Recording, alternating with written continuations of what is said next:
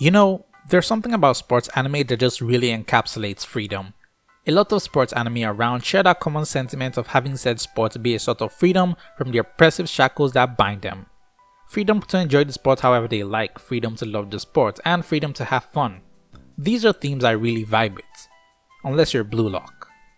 There's just something pure about wanting to enjoy the stuff you like, be it sports or anything really, so long as it isn't bringing harm to people.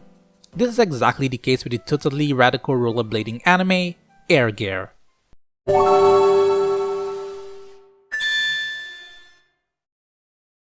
Air Gear is a rather hidden gem of the early 2000s.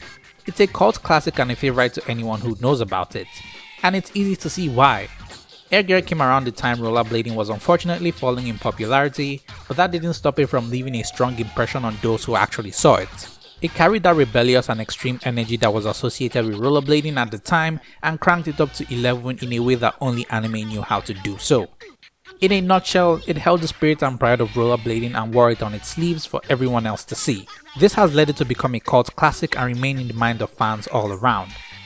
Though I don't hear a lot of people talking about wanting a remake or something like that, and I think it's for the best. Air Gear was written by Oh Great, the same author behind, drumroll, I don't have drums, Tenjo Tenge, which I just so happen to have done a video on, which you can find right here. In a way, this video is sort of a successor to that video, so feel free to check that out when you're done with this one. And don't forget to hit that subscribe button. But yeah, realizing who the author is makes a lot of sense as the absurdity and fan service is something unique to him. But that's enough of that. It's time to kick back and get rolling into the world of Air Gear.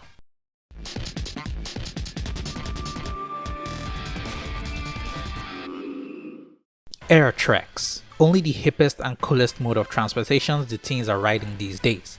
They're basically motorized rollerblades that can take you anywhere. And the one who's obsessed with them is our main character, Iki. He has never had a pair of air treks before.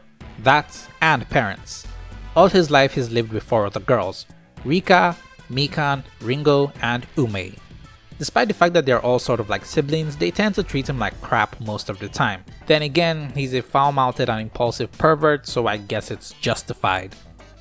Iki has just come home after taking a massive L from one of the local gang leaders, but he's not going to admit his loss and in a fit of broken pride, runs off. He heads to a place that is rather special to him, where every day, he watches a mysterious woman shoot into the sky on her ATs, and he is completely entranced by her. Who is this mystery lady? Well, we'll just have to find out later. That same night, he gets into more shenanigans with the sisters, and in a moment of being pissed off, with a hint of curiosity, he breaks into their super secret locked off room, and in it, he finds a pair of ATs.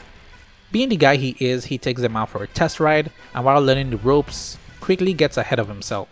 But in that moment, he gets his first taste of the sky and the freedom that comes with it. And he falls in love with it.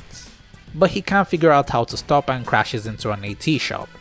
You see, the ATs weren't the only thing Iki had nicked. He had also picked up an emblem belonging to a team called Sleeping Forest.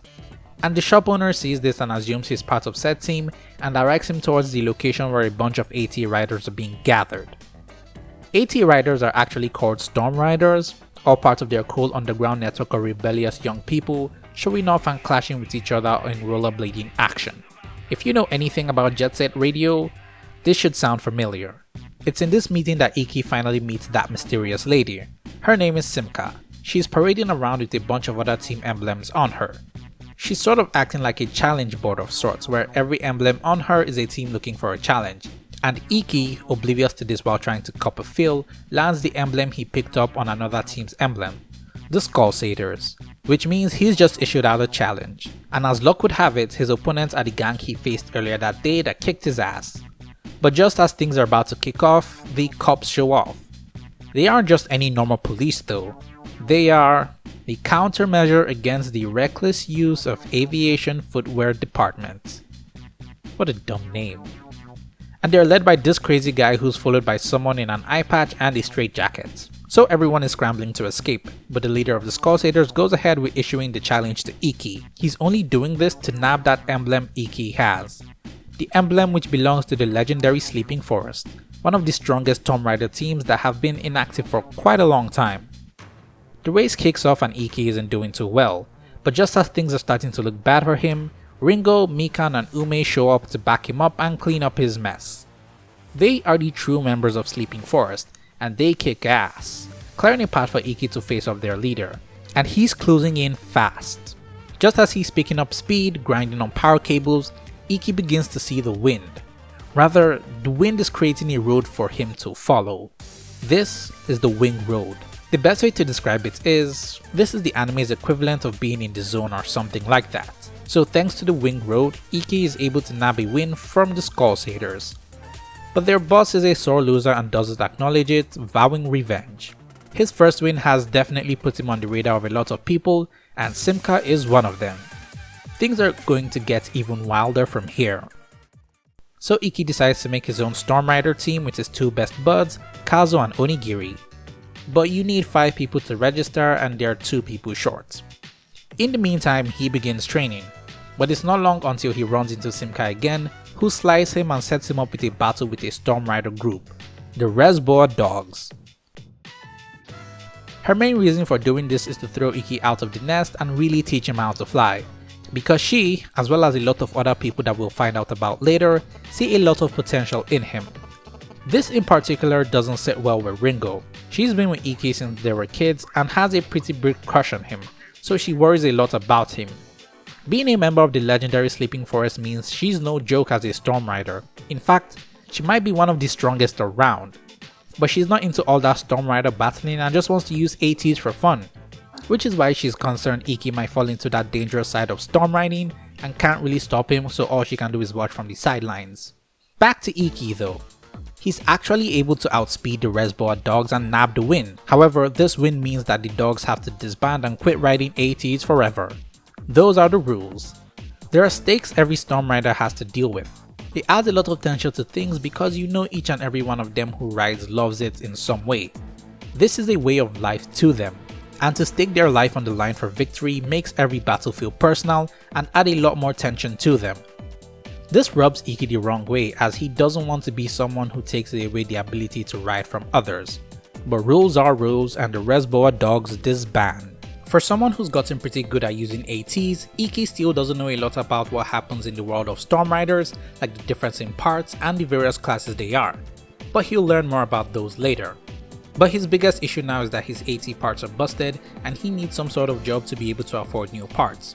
Thanks to his friends, he's able to get a job as a ramen delivery guy, and during one of his deliveries, encounters this massive fellow, Bucha, and there's definitely something off about him. So the next day rolls in and Iki and Ko are discussing new ways to get AT parts, and the best way to do so is through something called a parts war, which is a battle where Storm Riders bet in AT parts with the winner taking all, and they find out that Bucha, who actually goes to their school, is an E-rank Storm Rider looking for a parts war. Iki challenges him and we find out why he's having a parts war. His family runs a Buddhist temple and are pretty conservative, so the environment can be pretty suffocating for him. But that all changed one day when he put on a pair of ATs and he experienced freedom for the first time. So parts war are the only ways he can get new parts since he doesn't really have a job. Bucha is a lot like Iki, so much so that even Iki can't help but empathize with him. Turns out he's a pretty good guy. Later that day, Kazuo and Onigiri are just about to leave school when they notice a bunch of track marks all around their classroom with a Storm Rider emblem on the ceiling. A challenge from a mysterious team that rules the school at night, the Yaos. And surprise surprise, their leader is none other than Bucha, who's still up to challenge Iki. Meanwhile, Kazuo and Onigiri return to the school late at night to investigate the Yao. Onigiri is kind of concerned that if they do end up getting into a fight with the Yao, maybe they should call Iki, but Kazuo doesn't want that. He wants to prove that they can handle this by themselves without Iki. There's a hint of jealousy in Kazuo's tone cause recently he's been feeling like Iki has been leaving them behind, which sucks because they used to do everything together since they were in grade school, so in a way, this is him trying to prove himself. But things immediately take a turn for the worse when a frigging tank shows up. Just kidding, it's actually Bucha. The anime does that thing that sports anime does with its symbolism where some characters are represented by something. In this case, the Resboa Dogs were dogs and Bucha is a tank.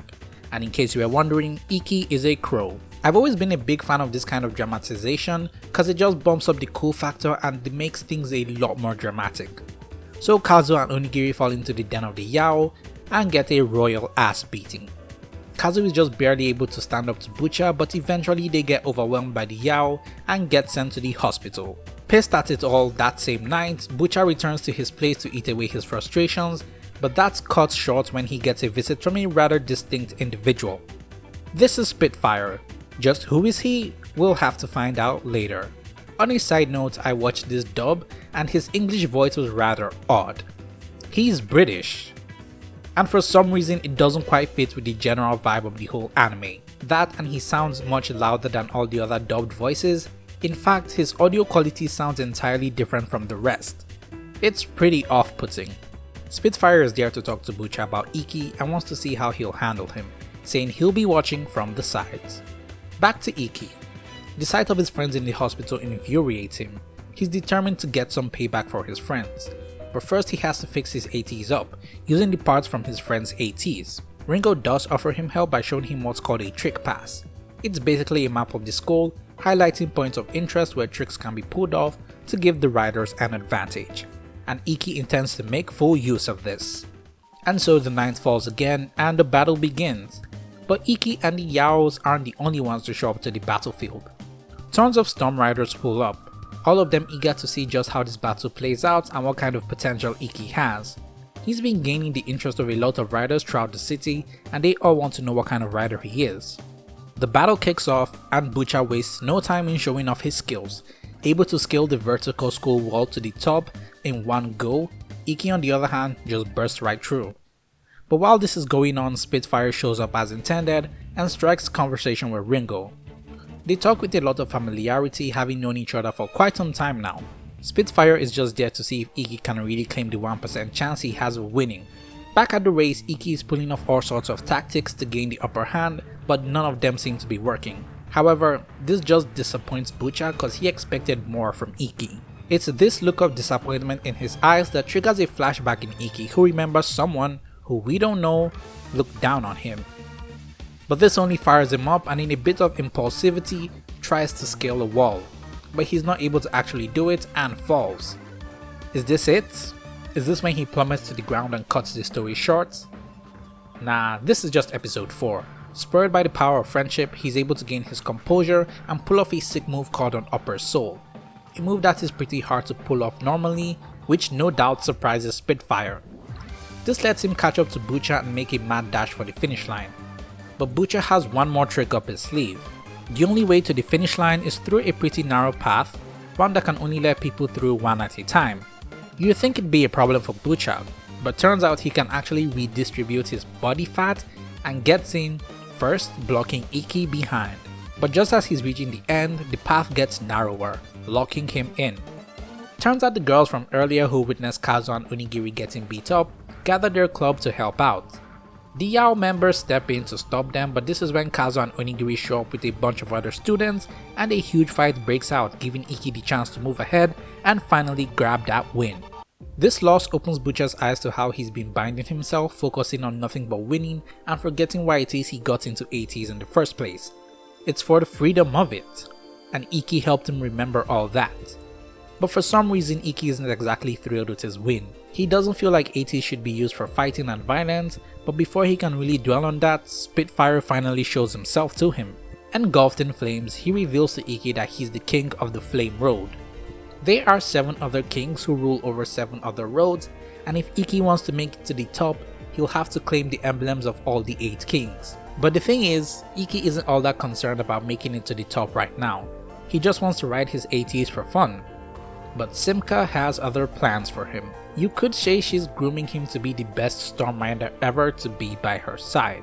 She's also declaring war on Ringo over Iki. And why it's Ringo in particular is because she's part of Sleeping Forest, and in the past, that was the team where all 8 kings gathered, but not anymore. And Ringo is the one true successor to Sleeping Forest. Now that is insane.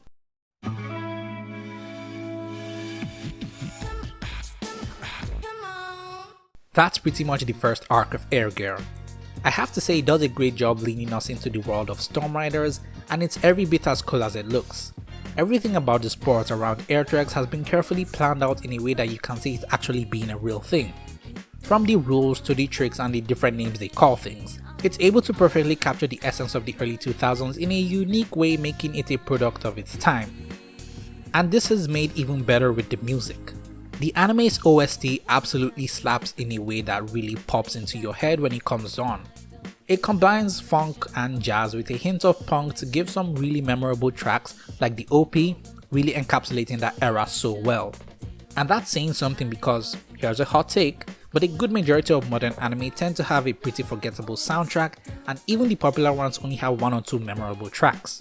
Air Gear's first arc does a lot to welcome you into its radical world of underground rollerblading. There's a lot of rules to them. It's having a lot of fun with its setup, able to genuinely get you interested in all the happenings of Storm Riders, and if you happen to be one of the people interested in this kind of sports, you'll really find yourself wishing you had a pair of Air Treks too. But this is just the tip of the iceberg. The world of Storm Riders is about to get even deeper.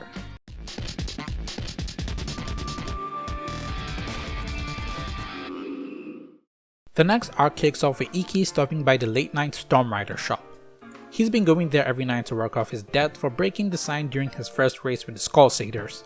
The lady who runs the shop is the go-to mechanic and local exposition dump. She's been working on some military grade AT parts.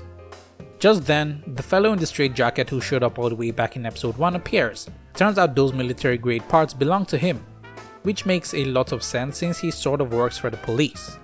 He's foul-mouthed and has a feral demeanor to him. He talks down to Iki, seeing him as nothing more than a worm. His name is Agito, and he's an A-class Storm Rider, someone who has left an impression on Iki. A few days later, Iki, or rather Sleeping Forest, gets a challenge from the Skull Satyrs in a pretty gruesome fashion. And he does take up their challenge along with his best buds and Bucha, who's tagging along to watch. The match is between Iki and their boss, a battle where they finally settle things once and for all, and once again lots of Storm Riders show up to watch the match just to see what Iki is capable of. And one of them is Agito. The race is a vertical dash to the top, winner gets the loser's emblem, and vertical running isn't something Iki is all that good at. Or so it seems. Taking what he learns from Bucha, he's able to pull off, the spinning wall ride, overbank, 1800 degrees Bucha special. A move that shocks everyone there. So he's able to nab the win and put the Skull Satyrs out permanently. Agito is especially concerned about this. Turns out he was the one who posed as both teams to issue a challenge to the other in hopes of Iki losing, but that clearly didn't work out. But this won't be the last time we hear of him. Just after this, we get a pretty important scene for Bucha. Since he started storm riding, he's been obsessed with climbing the ranks and gathering emblems to prove his worth. So in this scene, he's out reflecting on what it is he wants to do, and that's when he makes the decision to throw away all the emblems he had gathered, realizing they've been holding him back from truly being free. I totally dig this. He's gotten one step closer to being the kind of guy Iki is who wants to ride for himself. It's the shonen classic of enemies becoming teammates. Still on the topic of being free, Iki is out having a ride with Ringo and they're having lots of fun. And the freedom that comes with just riding for fun is something Iki lives for, and this is what keeps him coming back to ATs. He shares a special moment with Ringo before he makes up his mind to form his own Storm Rider team and follow his own road, not dictated by the 8 Kings or Simca. That's how he wants to be free. I'm gonna run through the next few episodes cause it sort of feels like filler.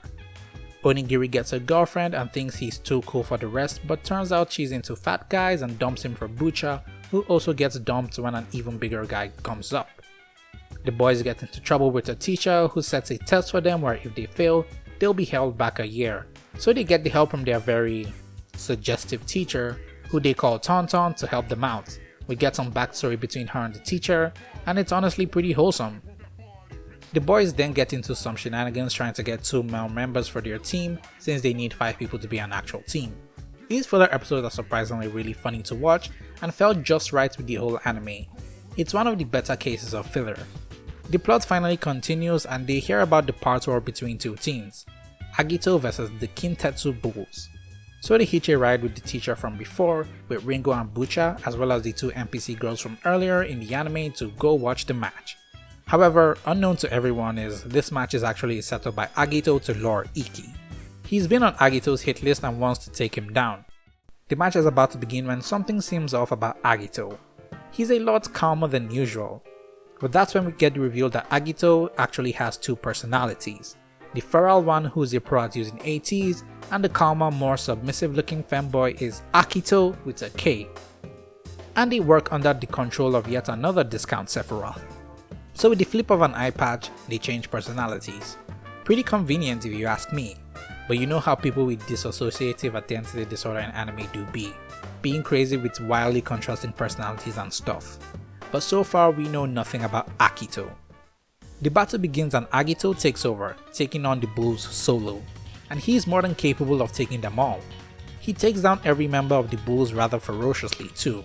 This is his way of riding. Craving the attention and recklessness of storm riding, he lives for the hunt. Following the path of his own road, the Fang Road. Pulling off AT tricks on his opponents and leaving his marks on them, he completely wrecks the leader of the Bulls. Remember, this was supposed to be a staged match. I guess he really went in for that authenticity. But Iki can't stand this and steps in. Why is he naked? Well, apparently he had to take a shit. I kid you not. They throw some jabs at each other, which leads to Akito switching in, and he warns them of the incoming police raid. Turns out this silver-haired loony is Akito's older brother, so chaos breaks out and Agito gives chase to Iki and Co, but he's put on edge when an oppressive aura gets to him. The aura of a king, and it's coming from none other than Ringo.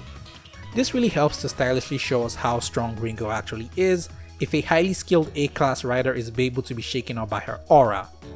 There's still a lot of mystery to her which I hope we get to find out more of.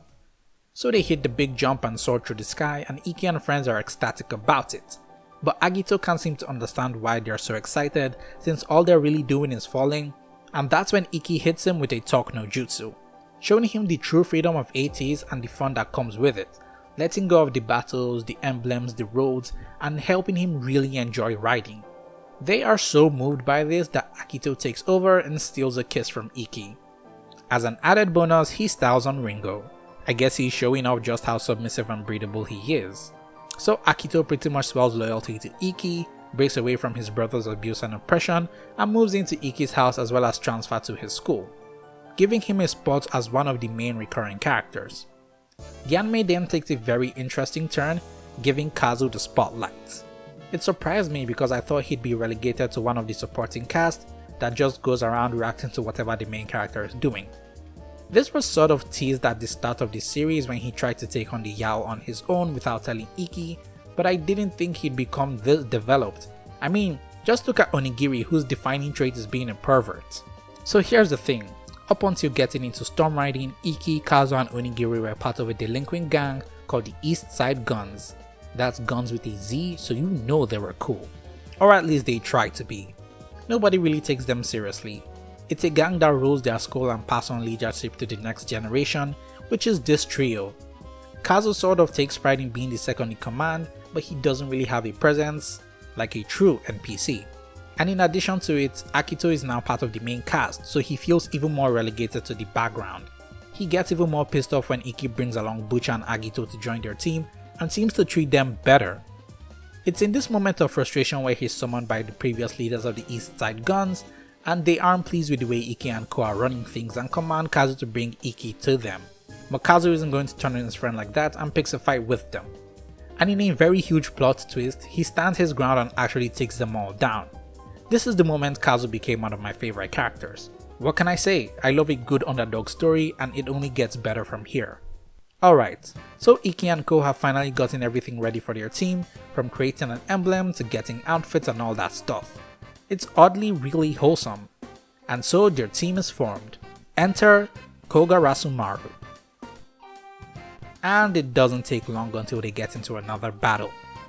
Their first official face-off is with a team called the Sable Tigers, another F-class team. The whole class system is really well thought out and it feels very grounded, but I'll get into that later. There is surprisingly a lot of lore surrounding ATs. But now it's time for battle. The race is a 5-on-5 match. Both teams will be grinding on rails around your skull, and the first one to make it around wins. Whoever falls off first loses. The Sable Tigers are pretty cautious about Iki since they've checked his stats through a chip that's apparently in every AT, and they've seen crazy numbers on them. But they're determined. The first face-off is with Bucha. but as you'd expect, he's too heavy for the rails and falls off and instantly loses. Score 1 for the Sable Tigers. Next up is Onigiri of all people with his absolutely dumbass way of riding, and this goes as well as you'd expect too. So now Kogoro-Asumaru are down by 2. Akito wants to go in next and switches over to Agito, and he is not having any of it. For an A-class rider as himself, he's disgusted about riding with an F-class team. His refusal to participate means they'll be down one member. Ringo, who's been watching from the sidelines, can't stand the thought of them losing, so she wants to help them out, but Lord dictates she can't because she's part of Sleeping Forest, and if she does, her sister will have to take her down. So she decides to go incognito and cosplay a lewd tuxedo mask. Don't look that up. But unlike Tuxedo Mask, she is actually useful. She calls herself Croissant's Mask. We're once again shown just how strong she actually is, blitzing her opponent in seconds. Thanks to her, Kogoro-Asumaru nabs their first win. Next up is my boy Kazu, and he's getting cold feet as he tries to get Akito to take over for him, but Iki steps in and gives him some pep talk. It's a cool moment that really shows just how deep their friendship is, and Kazu is fired up. This is when we get a glimpse of his potential. My boy goes so fast his opponents can't even catch up to his slipstream. He's so fast that to him, it seems like time has stopped. This is foreshadowing, by the way. He gets even his own symbolic representation, a cool fighter jet. And even goes out of his way to make a meta joke about how if there was a Naruto he'd be saying something like, "This was the day the legendary rider Stealth was born." But he brushes it off as he doesn't see himself as that good. Thanks to his latent speed, he's able to nab the team their second win. Now it's just one match left. With the scores being 2-2, the winner of this match will decide everything. It's Iki versus the Sable Tiger boss, Iria, aka the Bloody Brown Sword. Pretty on the nose name right there. And Iki is already swooning, but he's dead serious about this. His team is on the line after all, and it's this overwhelming seriousness that sends shivers down her spine. And to show off his determination, he pulls off an amazing jump to get ahead. I and every other character was blown away by this. So Kogoro-Asumaru have their first official win, bringing it close to the second arc of the anime. But before we get into the next arc, now would be a pretty good time to talk about the characters.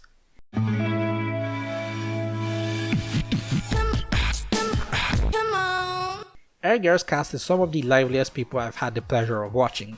They bring a lot of high energy to every scene, which never gets tiring to watch. Iki being the man to carry this to heart. He's a foul-mouthed idiot that says what's on his mind but has a certain self-awareness to him and knows how to treat people accordingly. He doesn't have a one-track mind like most protagonists out there, but rather has a certain depth to him. He's always evolving as a character, becoming a lot more understanding of others and their feelings, changing his aspirations when he learns something new about the world of storm riding and himself. It makes it easy to get invested in his growth, and you can definitely see why a lot of characters choose to follow him. Though he can be cool half of the time when he's being serious, most times he's an absolute gremlin with the sole purpose of being a menace to everyone around him. Ringo on the other hand is quite the opposite. Despite how OP she's shown to be, most of her character serves as the one watching from the sidelines and being the designated exposition dump. A lot, and I mean a lot of her lines, are related to Iki and worrying about him. Though it doesn't get too annoying as she's got a lot more other stuff going on for her, which makes her a pretty interesting person on her own. Even though she's had a good amount of screen time, there's still a lot we don't know about her, as I assume it's related to some heavy lore stuff, but I guess we'll just have to find out more about it the deeper the rabbit hole goes. There's not a lot to say about Akito and Agito, as all they've done so far is either simple or Iki or be a dick to everyone else, but there's going to be a lot more of them later. Same could be said for Bucha. He, along with Onigiri, have become the designated fat people joke receptor, but unlike Onigiri, Bucha sort of acts like a wise big brother to the group, watching over them and giving them advice when needed. But since joining up with Kogoro-Asumaru, he hasn't really done much and has lost a lot of his intimidating aura he used to have. This is a common case of the boss character when you unlock them as a playable character situation. There isn't much to say about Onigiri cause he's just a perv and comic relief. If he does become someone to be feared in the story moving forward, I'll be damned. And then there's Kazu. I've already said what I needed to say about him, so I'll just stop there. Credit to the anime though, it's able to make the NPC girls recurring characters who follow the team around and watch their matches, but for the life of me I can't remember their names. if they even have any. Alright, on to the next arc.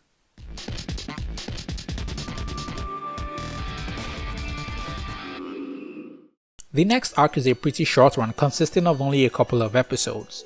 It starts off with Iki running into a guy on a wheelchair, but there seems to be more that meets the eye as he's able to outspeed Iki when it comes to saving a dog. Iki doesn't have time to really process this and heads back home. Ringo's older sister, Rika, is back from a notable absence in the story. Turns out she makes a living as a masked pro wrestler, which is how she's able to support the others. Iki's excited about her return cause he gets to show off his new team to her, but for some reason she doesn't approve of this and wants him to disband the team immediately. This obviously flares him up and he storms out. To take his mind off things, him and his team set out to claim new territory. And to do so, they have to place an emblem at the top of the highest point there, that being a bathhouse. The same bathhouse Rika and Ringo just so happen to be in at that moment. It doesn't go too well and he crashes into the place where Rika confronts him once again. Her disapproval of his team comes from her worry for him. He's like a younger brother to her and she cares about him deeply. Iki can understand that, but he also wants to keep riding. The next day, Rika steps out to meet up with an old friend of hers, the same wheelchaired man from before. His name is Sora and he and her have quite the history together. Iki and Ringo tailed her though and they get fished out. They want to get answers from her. And so it's backstory time. Thankfully this doesn't take up more than half of the entire anime's runtime. Back in the day, Rika used to be known as the Queen of Thorns, with her own road, the Sonia Road. And on one fateful night she gets a chance encounter with Sora and the two hit it off pretty well. On yet another night she talks about her plan to take on a team that's been making waves, that team being Sleeping Forest, and she enlists Sora to help her. She does run into them, but turns out Sora is the true leader of Sleeping Forest and he doesn't try to fight her but instead asks her to join the team. And she agrees, just wanting to be with Sora, becoming one of their kings. Unfortunately, Sleeping Forest's reign is short-lived as the team is attacked by a mysterious person, wiping all of them out, and in the wake of their destruction, Sora's legs are a casualty. And thus his dreams were snuffed out. And this is why she's so worried about Iki. She sees Sora in him and doesn't want him to face the same fate he did. So upon hearing this, can you guess what Iki's reaction is? Of course you can. He doesn't want to give up and if Rika really wants him to stop, she's going to have to beat him. And she takes up the challenge. The battle isn't exactly a one-on-one. Rika has her sisters, the entirety of Sleeping Forest with her, and Iki gets the backup of Sora and his dogs. Quite the odd matchup, but it's one that makes for an interesting match. The battle is called a disc match. Each team fights to get to a disc and whoever gets a hold of the disc and takes it to the enemy's home base wins a point. The first team to make it to 10 points wins. The match doesn't go as well as you'd expect for Iki. Rika is completely dominating the game, quickly racking up points over Iki, and to make things even more impressive, she's doing so without ATs. And this is thanks to her own road, the Sonia Road. The best way to describe this road would be one that gives her short bursts of speed to overwhelm her and overpower her opponents, but there's a drawback to this however. If she uses it for too long, it physically starts to wear her down, her legs taking all the damage. And with this prolonged battle between them, the drawbacks showed not so long after. But she's not ready to give up. Her only reason for doing all this is to protect Iki after all. She wants to keep him close, keep him safe, but Iki doesn't want to be safe. Her definition of safety is keeping him locked in a cage, restricting him from what he truly wants to do, and that is to be free, which is why he'll never give up ATs. They duke it out a bit more and that is when she realizes she really can't stop him. He's someone loved by the wind and she can't hold him down. So she forfeits, accepting him and his freedom, allowing him to truly spread his wings and fly. And that's that. Iki is able to win, and as a reward, with a hint of pettiness, she straps on some weighted clothing on him. We're going full Dragon Ball now and we don't even realize it.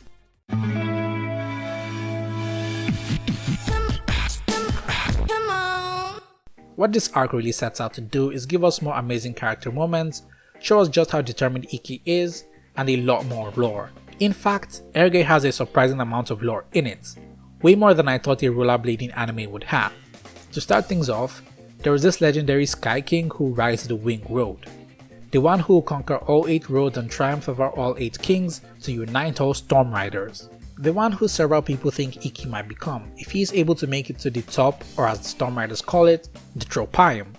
Real talk, this is my first time ever hearing that word. The lore is, back when all 8 kings were a team, they each had one of a kind 80 parts that gave them special powers called regalia. A regalia is what makes a king, cause even though you might be a pretty formidable rider following a particular road, you can't call yourself a king unless you have a regalia, and people will challenge the kings for their parts and they shot at becoming the next king. This is the origin of parts wars, so if anybody wants to climb the tropium to be the top, you'll need to defeat all 8 kings. But with the 8 kings scattered around after that mysterious assault on them back when they were all gathered in Sleeping Forest, there are a lot of questions to be had. And it also leaves you wondering, if there was someone out there who was able to take all of them down, who and where are they? This just means that there's a bigger threat out there waiting to serve as the true main villain of the series when Ikki does eventually try to make it to the top. And as the laws of power scaling dictate, it's going to be one hell of a battle.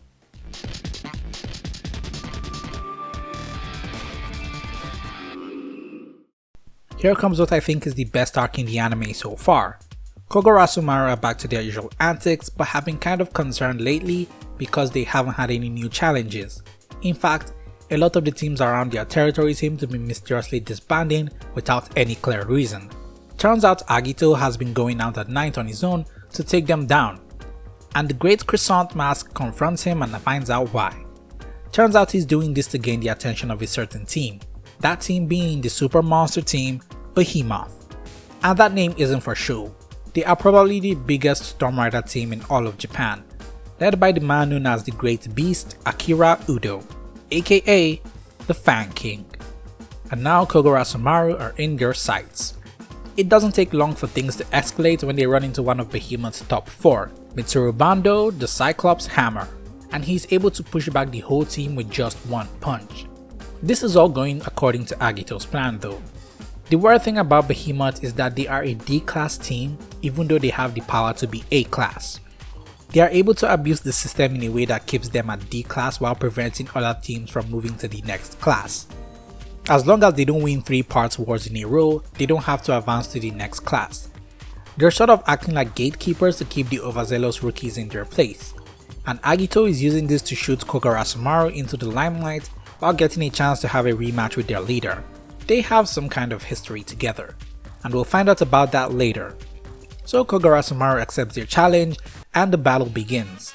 The battle this time is called Cube. Members go one-on-one against the others in a confined space, with the last one standing being the victor. The team to nab 3 individual wins is victorious. So we have a shonen staple in our hands, where the good guys split off to face specific bad guys who serve as foils to them in one way or the other. This match is a big deal, which means thousands of people are going to show up, and that includes Ringo, who is already anticipating their loss, ready to transform if the need comes. The team is in high spirits and each split up to take on their respective opponents. First off is Bucha versus the Hecatoncheir Bomb. Oh yeah, I forgot to mention that the top 4 all have titles, and I'll be referring to them with those titles. Bucha is already at a disadvantage because he's gone and got stuck in a tunnel, making him a sitting duck. He's able to hold out just for a bit and pushes his way into the cube. Just as it looked like he's about to win, his opponent gets back up and continues the fight.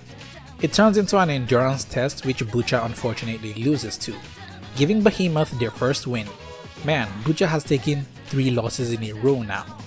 The next fight is between Kazu and the Aeon Clock, a man who is said to have the ability to stop time. That's right, we're stopping time now. You thought this was going to be a grounded sports anime? Think again. It's unclear if these things are actually real in the confines of the anime, or if it's just dramatic symbolism. Like, come on, is someone actually shooting flames from their rollerblades? It's like the case with Demon Slayer, where for the longest time we wondered if the moves were actually manifestations until the author came out and said that they weren't, but I can swear there were times where they were real. Moving on, Kazu is getting beat because he can't really fight someone he can't see due to all the time stopping, but he's not backing down. With every beating he gets, he slowly begins to figure out the secret behind stopping time. This is giving me JoJo flashbacks. It takes a while, but he does realize the trick to it. The enemy is moving so fast that the heat he's generating is creating a mirage that lets him mask his presence. That's not all, as he's also able to overstimulate the brain, causing things to feel slower. And with that knowledge, Kazu fights back. This gets the Aeon Clock a bit flustered and pulls off his ultimate technique, which Kazu doesn't stand a chance against, and unfortunately loses. But just before he does, he manages to move just one finger in the stopped time to flex on the Aeon Clock. This battle really surprised me because I was so sure that Kazu was going to win thanks to the laws of shonen. Hell, in that fight, we get another monologue from him, which just helps to fool you into thinking he's going to win. This loss actually stung a bit because I could feel the frustration in the air. But still going on that shonen law, it means the next 3 wins will have to go to Kogurasumaru. If not, they get their first massive loss in the show. The next fight we get to see is Onigiri versus the Gorgon Shell. Nobody is sure about this fight, especially Ringo, who's ready to transform and save the day. But thanks to some shenanigans with Simka, who swaps out her costume, she can't exactly jump in, and the two sort of have a little quarrel in the midst of it all. Simka calls Ringo out on cuddling the boys. If they don't face adversities, how are they supposed to make it to the top if she keeps stepping in for them? She makes a good point and Ringo can't really make a comeback. Back to the fight. Onigiri takes a kick to the nuts. It looks like it's game over, but he gets back up again. Fueled by the power of Horny, he unlocks his own unique road, the Bad Smell Road. With his road, the bad smell envelops the targets, and I guess it makes them delirious. And he takes advantage of this deliriousness to show her, quote unquote, enlightenment. I call it enlightenment, but this guy just drives her crazy, gaslights her into giving up and taking off all her clothes. Keep him away from alpha male podcasts. Low-key, this fight had me cackling because of just how seriously it was taking itself, all the while still being insane. Now on to the next real fight. Ikki versus the Cyclops Hammer. Weirdly enough, Ikki appears to be having the upper hand, being relatively unscathed. They're having a rock paper scissors battle where the loser gets punched, and Ikki has been coming out on top almost every round. And this has the Cyclops infuriated. No matter how many times he tries to punch Ikki, it always seems like he's far away, like he's flying. And Ikki can tell.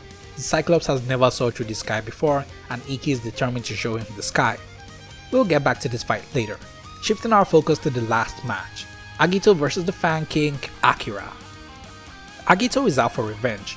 Turns out Agito used to be the Fang King and wielded the Fang Regalia, but thanks to some events that happened 2 years ago, he lost both the title and the Regalia to Akira. The two are really going at it, but Agito is getting a bit sloppy. His mind is clouded. Lately he's been having this recurring dream of losing Akito. It's spooky, but I can relate. The only recurring dreams I ever get are the ones where I slowly lose all my teeth, and I don't even know what that means. So the dreams have been causing Akito to feel like he's going to lose control of his body, and lately he feels like he has no place in their body. Akito has found someone else to rely on. It's bringing him a lot of internal turmoil, which causes him to lose focus and gets wailed on by Akira. Agito looks like he's finally going to give in, but just then, thanks to Ikki and the Cyclops throwing punches around the stage, the two stages collapse on each other, leading Ikki into Agito's stage. So they team up and take down Akira and the Cyclops. Man, it's like Ikki gets cooler with every episode. Akira has just about had it with their nonsense, and so he activates the Fang Regalia. After episodes of teasing, we finally get to see a Regalia in action, and it delivers in every sense. It's able to create shockwaves and energy slices. How? Well, when Akira accelerates, kinetic energy is built up in the wheels, and when he brakes, he can release that energy in bursts. Think of it like vibranium, and this completely changes the tides against Ikki and Agito. Before the fight can get to its climax, we get some backstory about Akira, Agito, and a mysterious girl who's been watching this match all along called Reng. So I'll skim through it real quick. 2 years ago, Agito and Akira used to work together in the Special Air Trek Police Squad until Akira took down a criminal who was the older brother of Reng. Turns out that was a misunderstanding, as the guy was simply getting a present to his little sister, a baby bird. Feeling guilty about this, Akira began looking after the girl. This is when he learns of her dream to soar through the sky on ATs, but unfortunately she can't due to the fact that she's got a prosthetic leg. I mean, we've seen someone in a wheelchair be able to pull tricks without ATs, so I guess it's just a skill issue. We know there's something not quite right with her, and we get our suspicions confirmed when one day she cuts off the wings of her pet bird because she doesn't want it to fly away and leave her behind. That is the brightest red flag I have ever seen, but that doesn't deter Akira. The two get closer and eventually start dating. The plot twist is that she was actually using him to find out more about Agito and challenge him for the Fang regalia. Akira steps in and challenges him in her place. The main gist of it all is that she's afraid Akira will fly away and leave her behind, so he's chosen to stick to the ground, tear off his own wings, and stay with her. Akira's choice to stick with her and face Agito led to their falling out, hence why Agito wants revenge. He's going all in, taking off his eye patch to get Akito to lend him strength. And here comes the climax. Akira and Agito are now launching mini get-to-get tensions at each other. It looks like Agito is about to win until Ikki swoops in again after taking care of the Cyclops, and the two ride the wing road to victory, taking down Akira. And so Kogoro-Sumaru win once again. However, before they can celebrate, the cops come storming into the stadium, ready to take everyone, rider or not. Agito runs into his brother again, who wants to bring him home by force. But just then, a new character, the king of the Rising Road Nu, who's been watching the whole match all along with Spitfire, shows up and uses his powers of electricity to halt the police. Looks like a big fight is really about to break out until Akira steps in to turn himself into the police. He sacrifices himself to let the others go because if that fight had broken out, it turned out into an all-out war between the police and the riders, which would end up damaging the AT scene altogether. It's a noble sacrifice indeed. And so comes a close to this arc.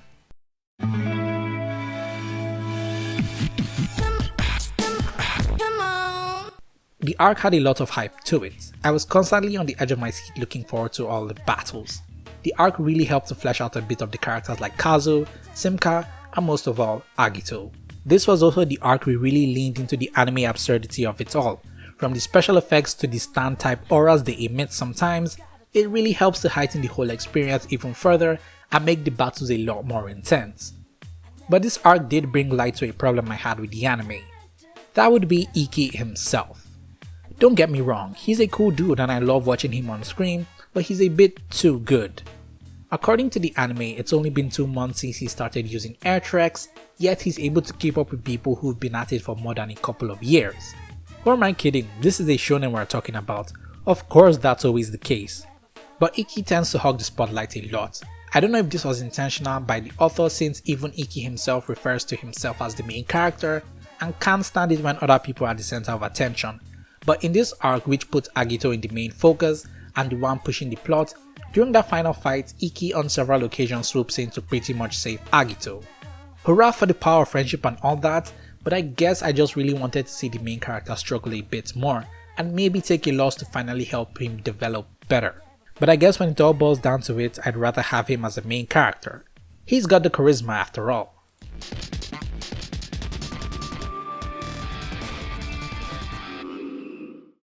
We're in the final stretch of the anime. And with the previous arc being so good, it makes for a tough act to follow. And considering this will be the arc to end the anime's run, I'm sure it'll be going out with a bang. Or so I thought. After watching that whole fight with Behemoth, Simka is starting to feel weird inside.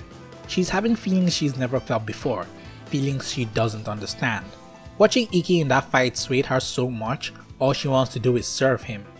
And in the height of her feelings, she does that thing girls do across media where they cut their hair to signify character development. Also, I should mention the salon she goes to cut her hair is run by Spitfire because, of course it is. Spurred by her intense desire to serve, she, along with Spitfire, gather all their team members under one banner to form a new team of around 300 members. This new team, Genesis. And their goal is to serve under Ikki and Kogoro-Sumaru. Since Ikki is the kind of guy to make his own rules and ride his way, they want to follow him cause of that. They want him to be the new sky in which they will all ride under and take down the Tropayo. I mean, I totally dig this. If she's not willing to get 300 people to fight under your cause, she's not the one, my homies. Ikki on the other hand is incredibly overwhelmed by this. Leading a team of 300? That's absurd. So he's not sure if he's ready to take up that offer and doesn't give an answer immediately. They are kind enough to give him time to think it over. This just so happens to coincide with their school going on a trip to Kyoto in a few days. Ikki wants everyone to go but Akito can't because he doesn't have the money. Well, he does have the money but it's back at his brother's place. So they pull off a heist to break into their house, which is actually an RV, and they are able to leave with the money after a very tsundere send-off from his brother. Even while this is all going on, Ikki is still conflicted about taking control of Genesis, and to make things even harder for him, if he does accept the role, that means eventually he'll have to fight Ringo and Sleeping Forest, the people who are his family. He does make a decision at the end though. He will take the mantle of their leader, and then in a few months he'll declare war on all of Genesis themselves. It's crazy but very in character. The crew make it to Kyoto, and this is where things start to really look off. In fact, the moment this arc began, there was a notable dip in quality. Air Gear as a whole had moments where it looked pretty rough, with characters' faces looking mushed and disproportionate, and sometimes movement looked and felt stiff, especially for an anime that was all about moving fast.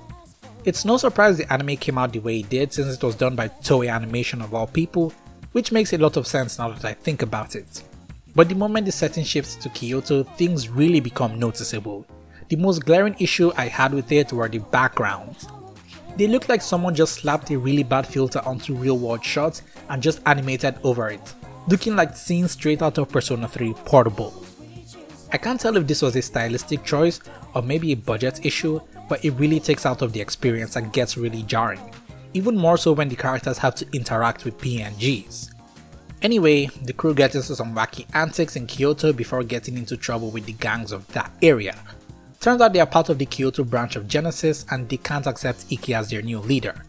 So they knock out Kazu, Onigiri and Bucha and kidnap NPC girls 1 and 2. Ikki and Ringo have to give chase, where we finally see a bit more Ringo's skills in action. She shows up the Sonia Road, stylishly too. They're able to make it to the hideout of the bad guys, where he gets a direct challenge from their leader, the king who rules over the Rumble Road, wielding the Rumble Regalia, Yoshitsune. He challenges Ikki to what they call a Devil's 30-30, a match where whoever jumps further than 30 meters wins, and to make things even more intense, 30 people have to lay on the floor for the jumper to jump over, adding to the stakes and intensity. But there's just one problem: Ikki doesn't exactly have 30 people to line up for him. But that is when all the people he's beaten in the past show up with their teams to support him. It's a really touching scene because it shows just how much he's influenced people and how a lot of them are ready to put their trust in him and let him jump over them. It's game time and Yoshitsune goes first. Not only does he do this to flex, but he also wants to break the previous record of 34.2 meters, which was set by Sora. But oddly enough, he doesn't use the regalia and goes at it, easily making that leap, but doesn't quite break the record.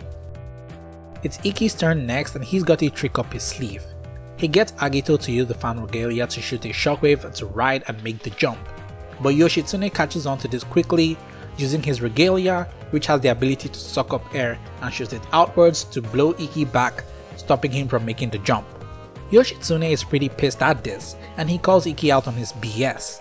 This battle is more than a battle of talent, but rather respect, trust, and a test of courage, and what Ikki is doing is nothing short of disrespectful.